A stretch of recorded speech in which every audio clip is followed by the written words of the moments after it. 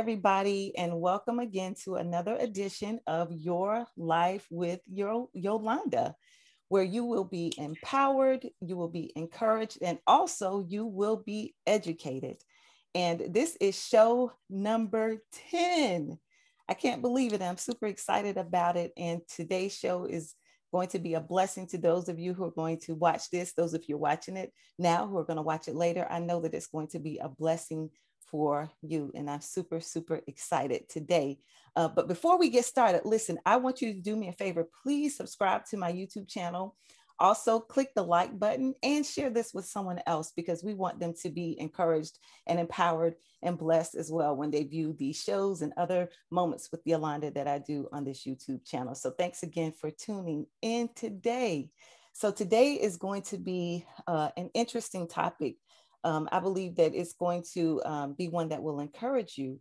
We're going to be talking about some tough things that maybe, many of you can identify with, especially if you've had a few blows in your life, if you've dealt with some things that have been a little bit hard. I believe that this show will encourage you, and this episode is just for you.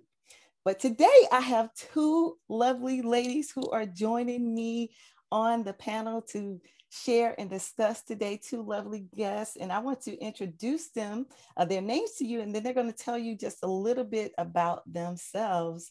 So first of all, we have the lovely Mrs. Wendy Eugene. Wendy, say hello to everybody and just tell them a little bit about yourself. Good morning. Again, my name is Wendy Eugene. I was born in Cleveland, raised in Akron, Ohio. I have adopted Savannah for the last 30 years. But I went to Kent State University. I was going to be the next Barbara Walters. Wow.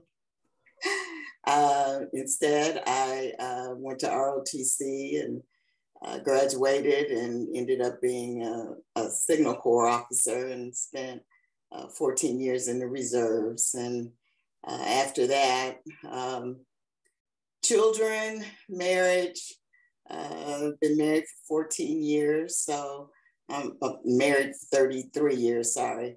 Wife of and mother to 4 great children, grandmother to six grandchildren, almost grown. After years of volunteering in the schools and sports activities, after the empty nest, started volunteering in various areas. And at the ripe age of 60, decided after volunteering that I wanted to become a certified peer specialist, helping individuals with mental illness and addictive disease acclimate back into society, into the community. And so after volunteering doing that, at 66, in the middle of a pandemic, I actually got hired. Wow. And I've been working with that, and it's been challenging, it's been rewarding.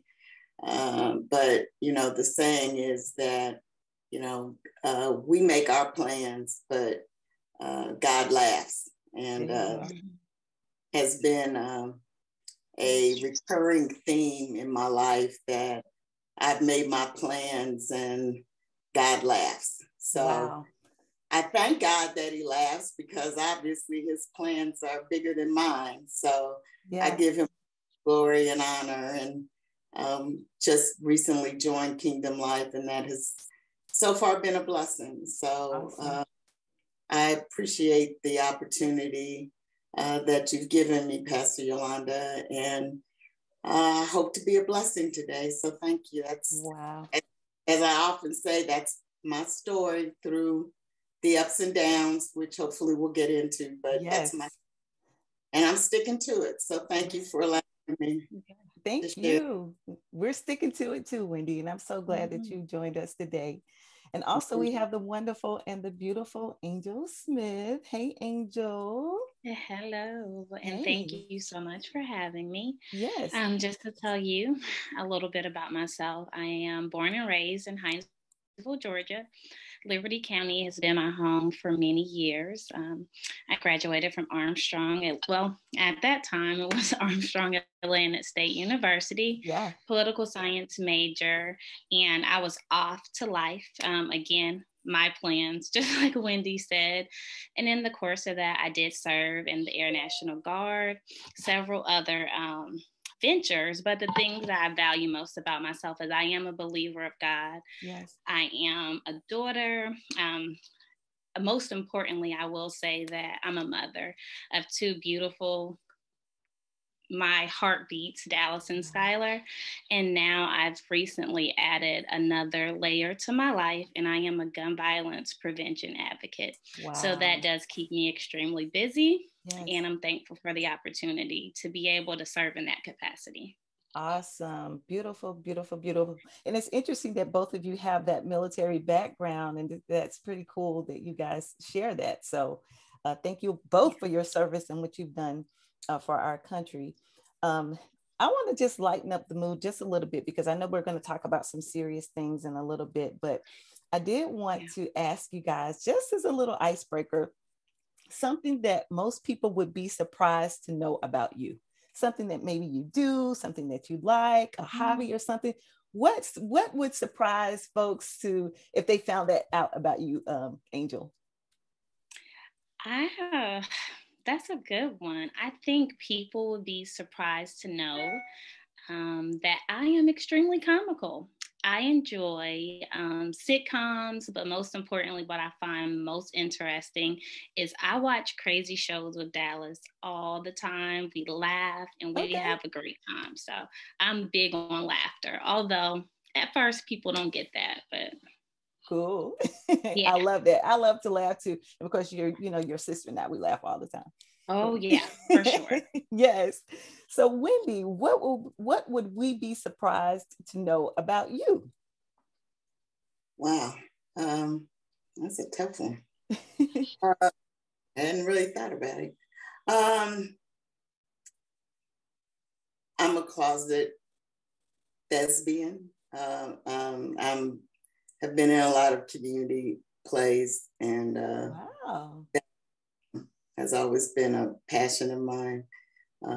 So I've done a lot of community theater. So I guess that would be something that people haven't known about me, especially in Savannah, that I haven't, due to circumstances, I haven't been able to do a lot of that. But before, I did a lot of that. And one of my dreams was always to be on Broadway. So yes, I guess that's one of the wow.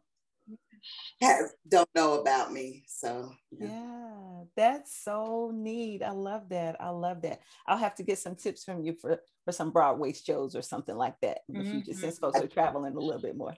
I love the place. So yeah, that's one thing. Thanks. That kind of had been in my recesses of my brain. I hadn't thought about it in a while. So thank you. Yes, beautiful, beautiful. So we're going to turn the page just a little bit, ladies, and we're going to get a little bit serious. So I do want our viewers to know what today's topic is going to be about. So we've deemed it Turning Your Pain into Power.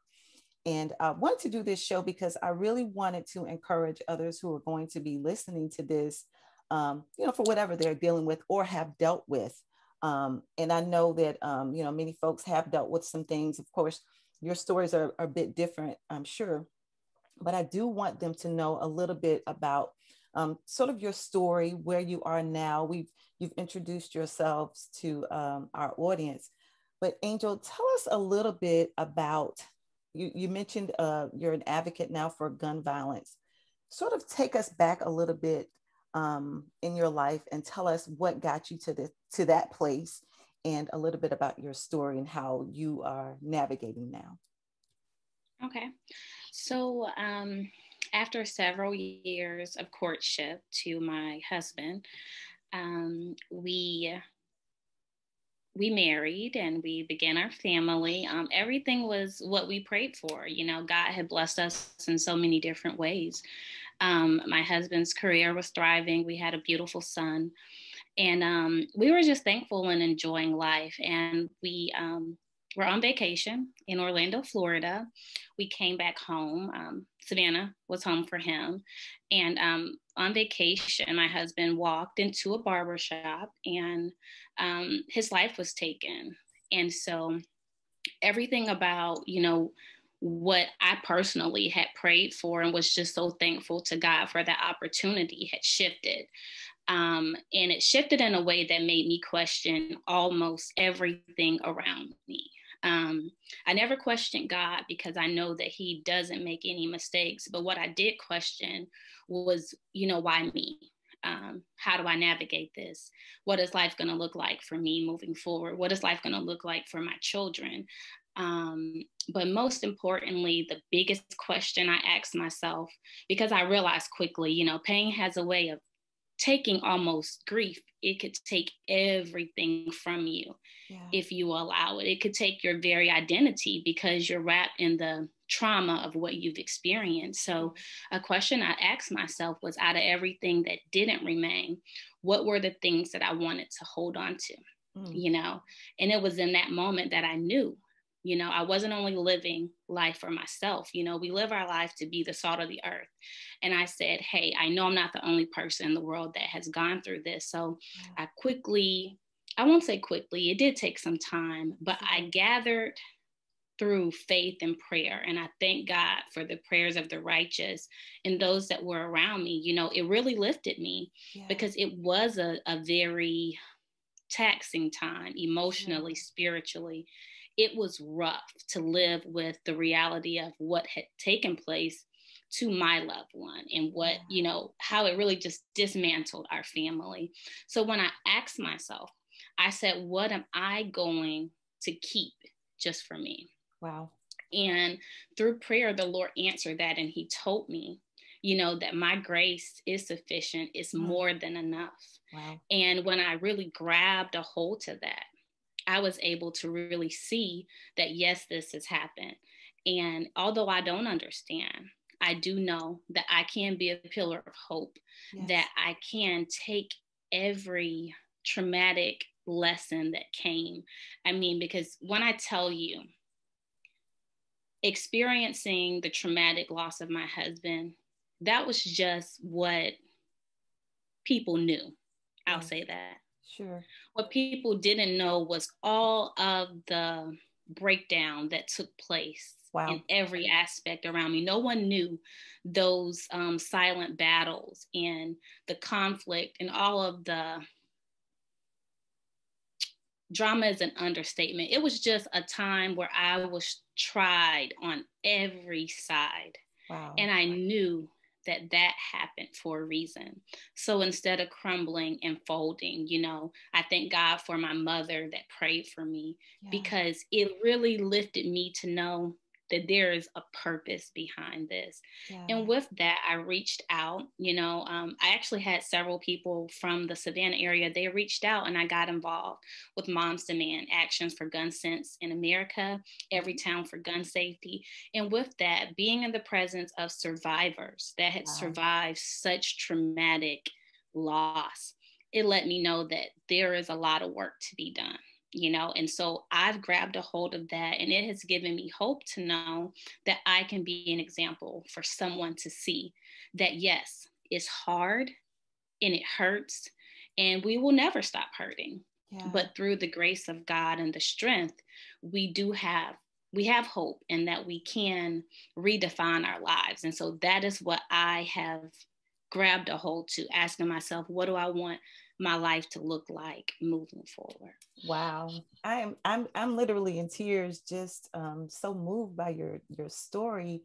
Of course, you know, like I said, I know a little bit about it. Of course, I don't know, as you said, some of the behind the scenes of what you've dealt with and what you're probably still continuing to do. And of course, we want to say that we're sorry for what happened to your husband, but the grace and the fortitude that you have is so amazing to me. And I want to get back to that in just a second, because I do want to ask you about, how you felt at that initial moment, and then leading up to now, how you're able to sort of transition into more of a let's do something mode.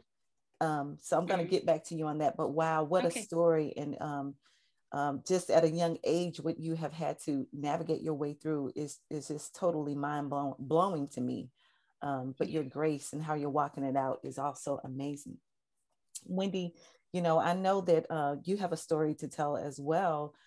Tell us a little bit, and tell the viewers who are going to be watching a little bit about your story, just so that they can know. And then we're going to get into the meat of some of these other things as well. What is your story, Wendy, and kind of how are you now turning that pain into power? Yes. I mentioned a little bit in the beginning about how I graduated and went into the military.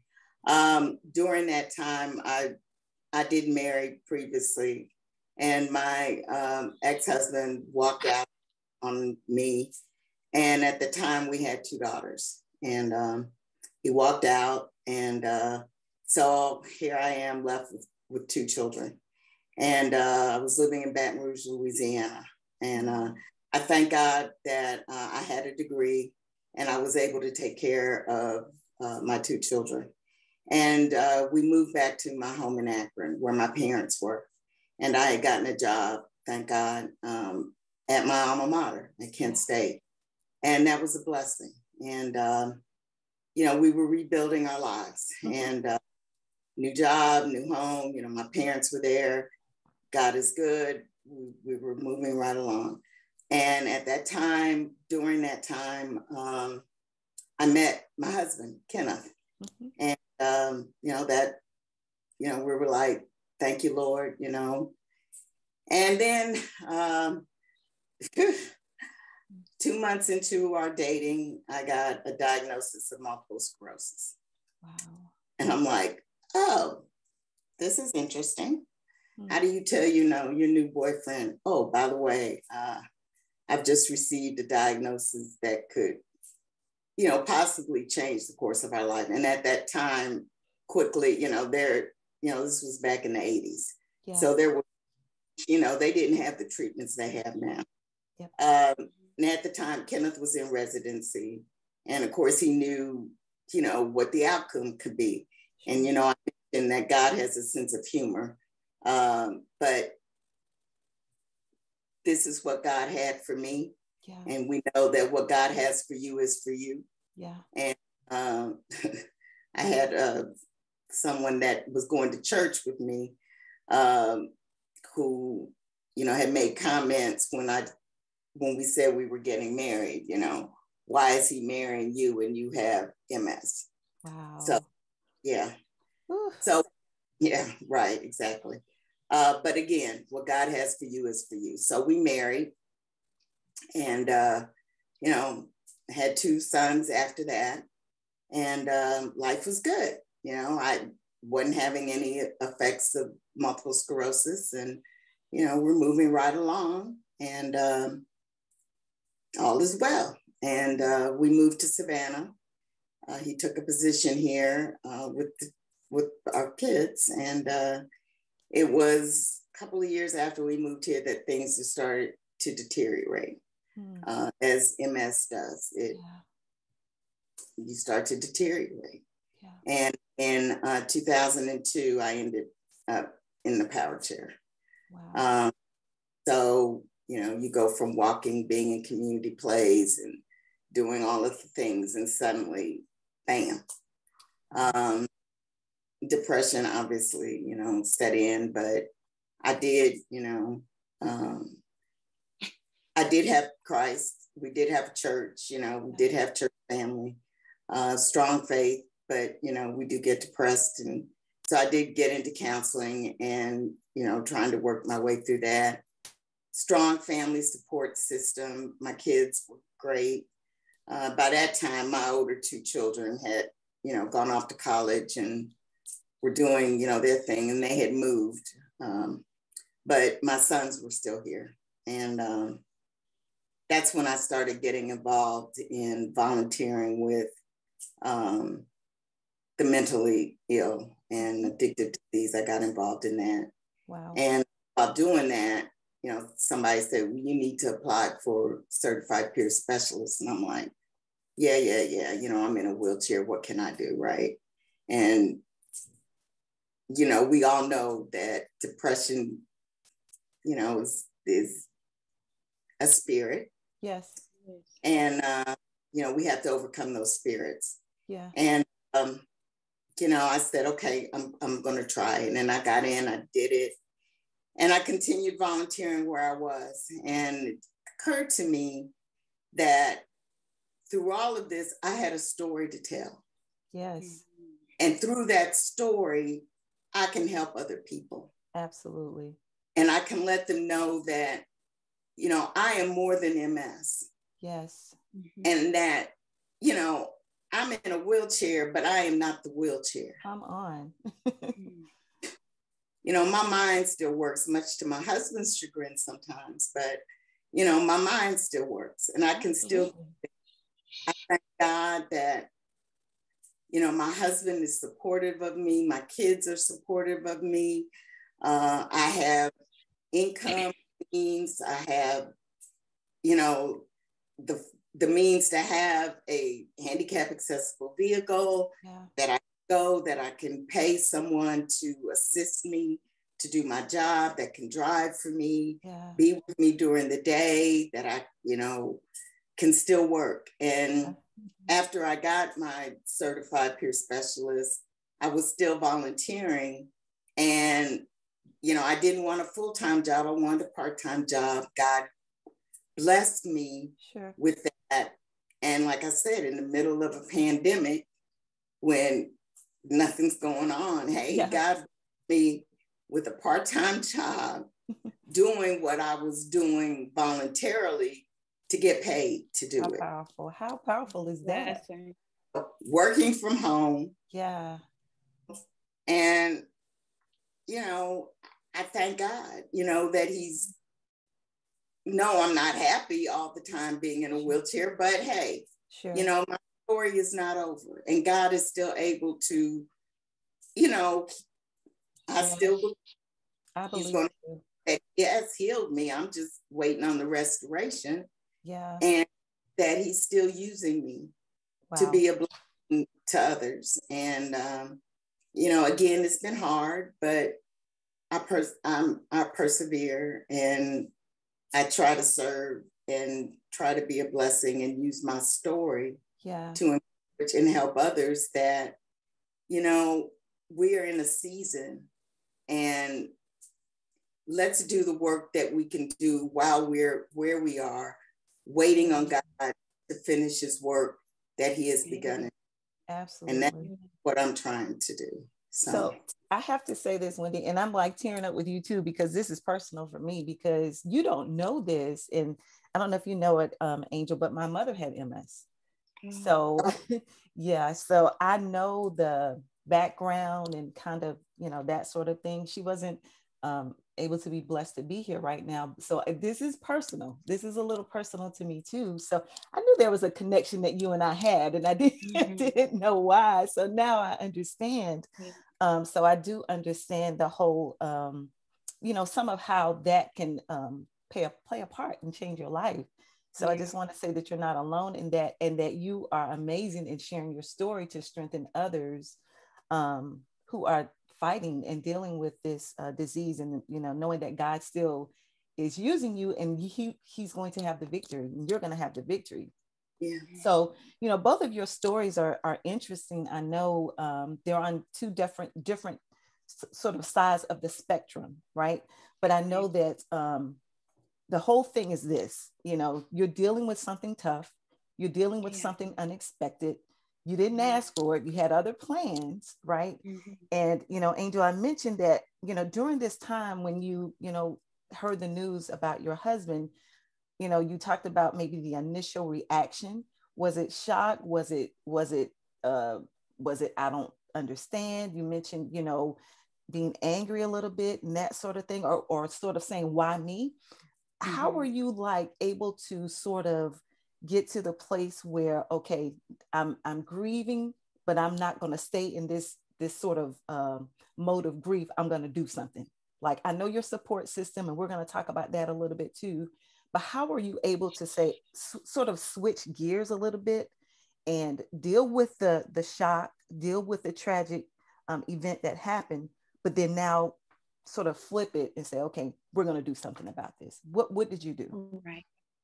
What I did was immediately upon hearing the news, we have a lot of resources in this world. You know, we have therapy, we have our friends, and all of these different things. But I knew that situation was way greater than me. So my first reaction was that of prayer. Wow. And I'll never forget it. It was with tears rolling down my eyes in the family, or I think it was the chaplain room.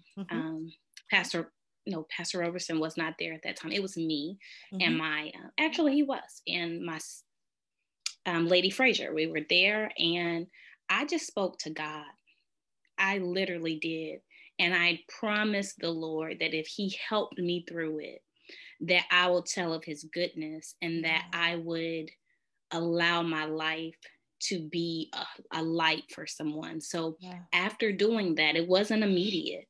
It was after, grief counseling, and I did everything that you could think of, I found support groups of other spouses that had, because I don't like the term widow. I detest it because I am a spouse who lost their spouse, and there is a sad connotation, but I detest the dark connotation that comes with widows. So I did that. I spoke with other women that were in my shoes. I even spoke to some males. And so hearing all of their stories, we'll be surprised to know that it's always someone that has it a little more complicated than we do. Absolutely. Because for me, it was in game. It was like, this is worst case scenario. I've never experienced anything like this. And I couldn't wrap my mind around that. Sure. But then I began to be thankful for all the things that remained. I looked at my children, and I realized one day I was just operating out of a shell of their mother. And that didn't sit right with my heart. I knew that they deserved, because of what our family had already lost, what was taken from us. And I don't want to interrupt you, but speaking of the children, how were you able to sort of even explain to them that, your dad has gone on to be with the Lord, and our life is going to change a little bit? Because that in itself, I can't even imagine having to deal with that, having two small kids. How were you able to communicate that and comfort them, and still remain strong enough to be mommy? How are you able to do that? And I'm sorry for interrupting you. It's okay. But Pastor Yolanda, it was literally, I want to say almost a year. I did have the conversation with Dallas. Dallas was 3 at the time. Skylar was 10 months at the time that this happened to us. So she was a baby that will never know the goodness of her father. And the pain that came with that, it was so painful that I personally had to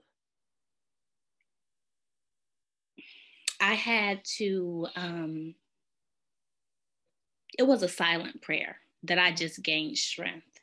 Wow. I couldn't utter the words because I didn't know what to say. I just knew that my heart was broken, not only for me. My heart was broken for my children. Yes. My heart was broken for my husband's mom who lost her only child. It was just a lot.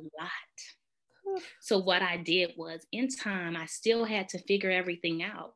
And in doing so, I had to remind myself that God's grace is sufficient. And even though this is not his plan, because I have the Spirit of God, that I have to allow that to take root and propel me forward. So that is how, I was able to eventually have, when my son had bad days, just to let him know, hey, your dad is no longer physically here, but he's with us in spirit and in our hearts. And, when something is taken from you, you can do one or two things. You can accept that it was taken and just say, hey, this is just what it is. Or you can say, this hurts, this is hard, but what next? And it was, my children have been the biggest part of my what next. Wow. For me to strengthen everything that remained. And that happened through prayer and just opening my eyes to still see that I was blessed to be here, you know, because some people don't have either of their parents. Wow. So those type of parallels, you know, it just grounded me. Wow. And it helped propel me forward. It's still a journey, you know. Yes. This Sure. is not, it will never feel okay, you know, but I do thank God that with each day, I find more to be thankful for.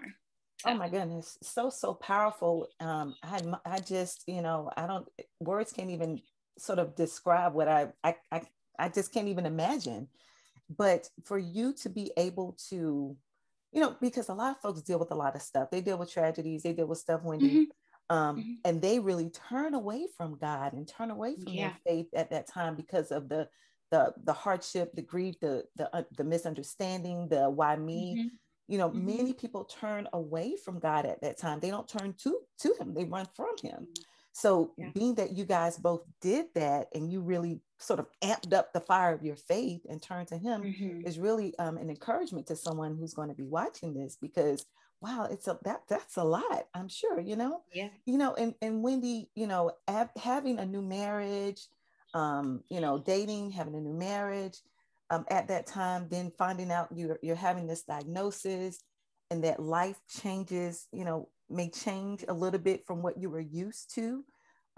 What sort of like kept you going? Like you mentioned, of course, you had a church family at that time, of course, your family, but what was like the thing inside you to just say, hey, you got to keep going?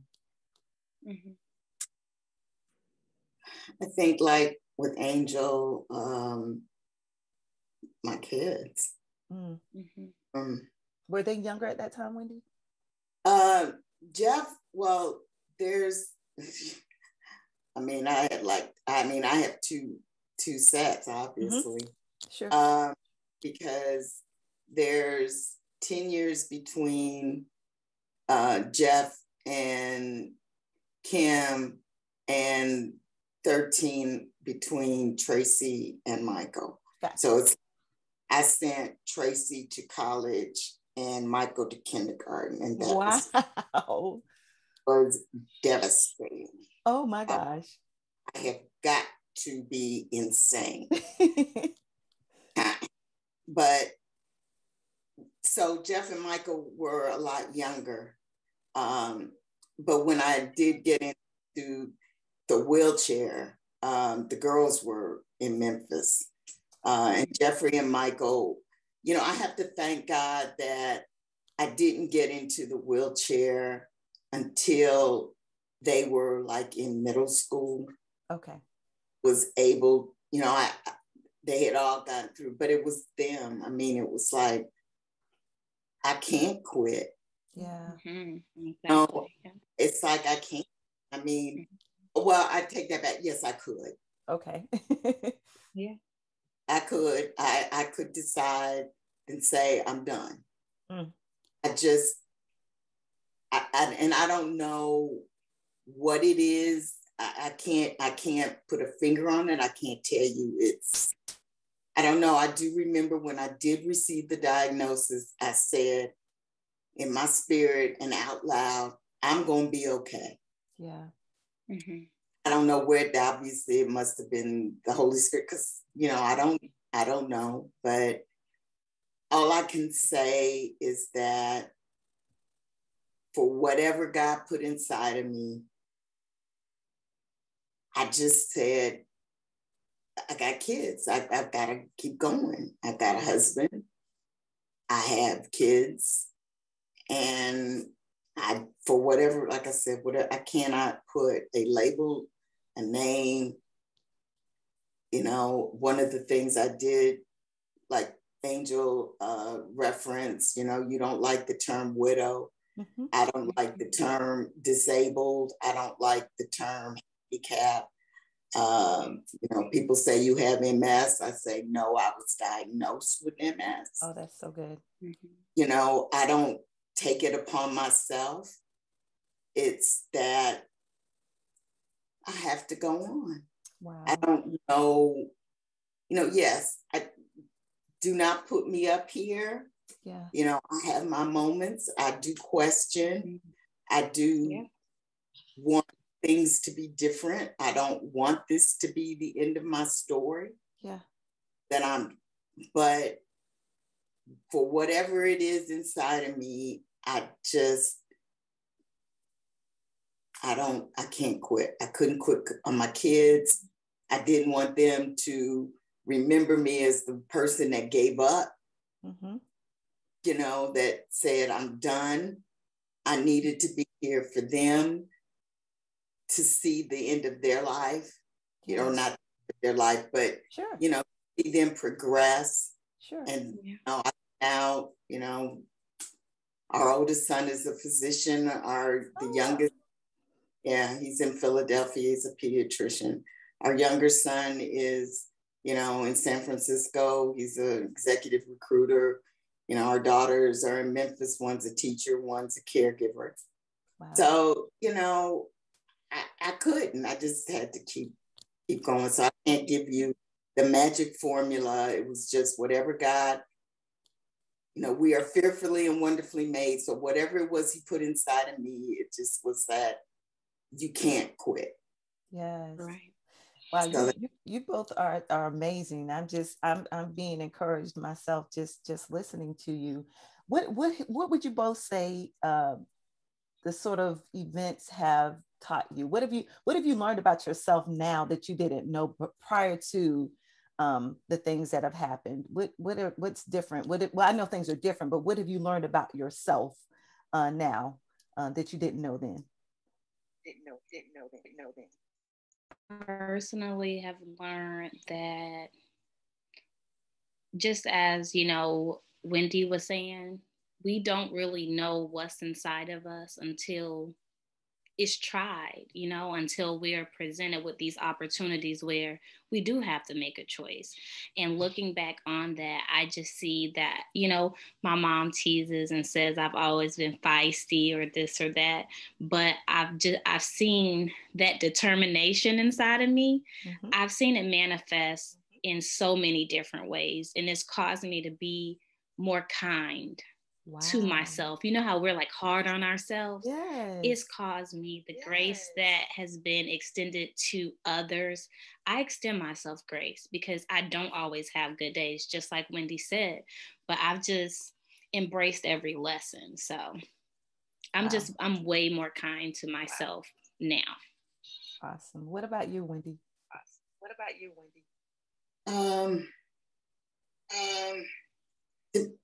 I guess piggyback on something said is that I'm learning to be kinder to myself because I'm more type A personality. And I guess by working with my peers, I'm learning more to slow down and realize that I can't do everything. And that, I guess the most important thing, and it just came to me, I had a friend remind me that when I ask people for help, that when I don't, how'd she put it? When I don't ask people for help, I'm taking away their blessing. Because there were times that, you know, I don't want to ask people for help. So I guess you could say the most important thing I've learned is that it's okay for me to ask people for help.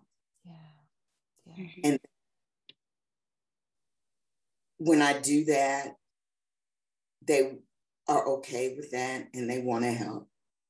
Powerful. And I hated to ask people to help me. Oh God, I'm getting ready to cry. I'm sorry. No, it's okay. It's okay. I just never wanted to ask people to help me. Yeah. And I guess I've learned that it's okay to ask people to help. Yeah, it is okay. It is. Wow. So yeah, that's probably the most I've learned is that we need people. Yes. And when you go through something and you're going through something, yeah, don't close yourself off. right. Yeah. That God puts people in your path for a reason and for a season. And please just use the resources that you have. Yeah. Be it counseling, be it friends, be it whoever, but don't be afraid to ask for help. God, I'm about that. I don't know where that one came from. I guess God wanted me to do that. Right. Wow. This is powerful, y'all. I know, you know, I don't think I've ever cried this much on a YouTube show in my life, but it's all for a purpose. And it's because I feel your hearts. I feel what you're saying. And I know that God's purpose is so on point, and he knows exactly what he's doing, and what you guys are saying is going to free somebody else up. Trust me, it's going to free somebody. So these words that you're speaking in the stories that you're sharing with them is going to give life to somebody who may be thinking about giving up, right? But they're not going to give up because they're hearing your voice and you're speaking into their lives so powerfully.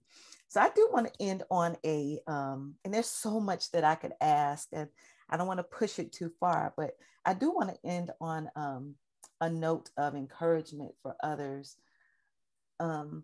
How have you sort of kicked it in gear in a sense?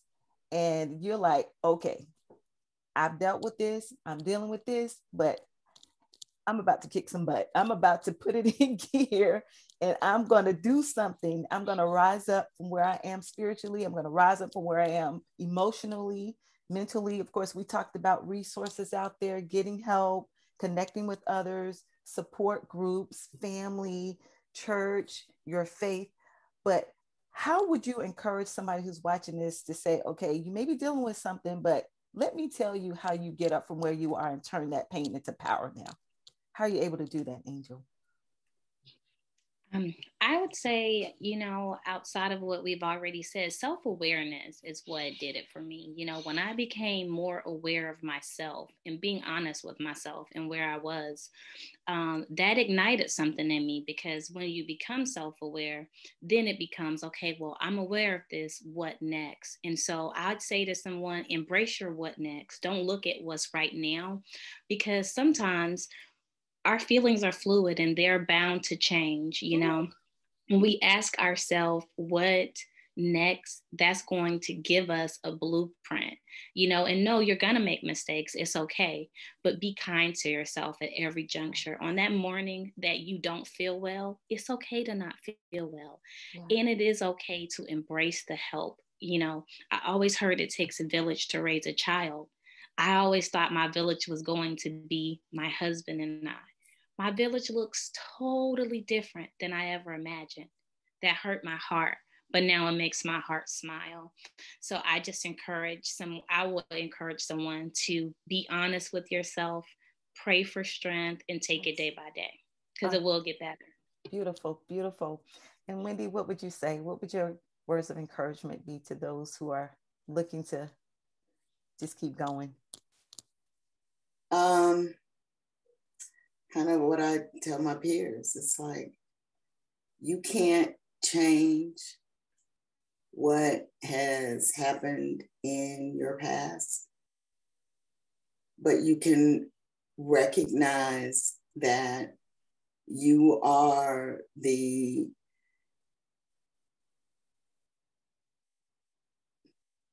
you do your part. You can do what you can do to make the change that you need to change. And it's up to you. You know, I can't do it for you. Your mama can't do it for you. Your grandmama can't do it for you. It's up to you. You know, you have to make the decision to get up in the morning and say, I'm going to move. You know, our circumstances are our circumstances, but they don't have to be who we are. It's like, that's right. I was diagnosed with MS, but I am not MS. Come on.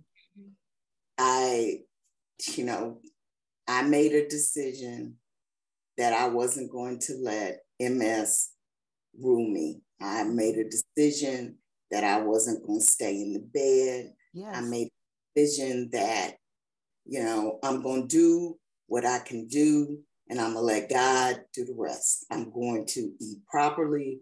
I'm going to go to the gym. Wow. I made it to take care of myself. I work part-time. I work 3 days a week. Come on. The other days I go to the gym. I take care of myself. Come on. Things happen, but as my grandmother used to say, every road must turn. Things will change. It may not be when you want it, but it's going to happen. Yes. That's right. It is up to you. It is up to us to do what we need to do. And so I would say to that person that's watching today, do what you can do to make you the person you want to be. And if it means counseling, yes, then you get counseling. Yes. If it means you eat better, you eat better. Yeah. If it means you need to change your friends, you need to change your friends. But you, that decision, no one can do it for you. Whew. That is so good, ladies. Oh my gosh. So good. You all are amazing. You are amazing. I so appreciate what you have shared today. I don't have any words to say, but thank you. So powerful, so amazing. Your stories will forever be in the print of my heart. And I so appreciate that. I do want to give the opportunity, if you'd like, if you're on social media or anything of that sort, for anyone to reach out to you. If they may have questions, maybe if they want to DM you about references for support groups, Angel, the same for you, Wendy. How can folks get in touch with you guys? So I am on Facebook at Angel Lewis Smith.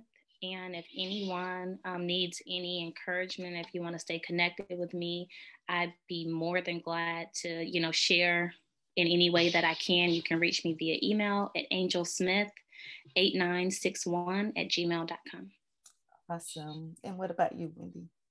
I am on Facebook, but I'm not on there a whole lot. So that's probably not a real good place to read. Probably, I'm still old school. Probably email K as in Kenneth, W as in Wendy, Eugene at AOL.com. Awesome. Because I kind of feel like there's going to be some speaking engagements in both of your futures. So I don't know. I'm just putting it out there. I'm just throwing it out there in the atmosphere that, I kind of sense that. But oh my gosh, I just want to say thank you both so much, and thank you for your time, for your stories, for your courage and your boldness, and for your fierce fight, and for the heart that God has given you. Thank you so much. And to all of those of you who watched this episode, I thank you once again. Don't forget to subscribe and like, and please share this with somebody else, especially someone that you may know who needs to be encouraged by these beautiful ladies' stories. So I thank you again for watching Your Life with Yolanda. Until next time, we will see you later. Bye-bye. Thank you.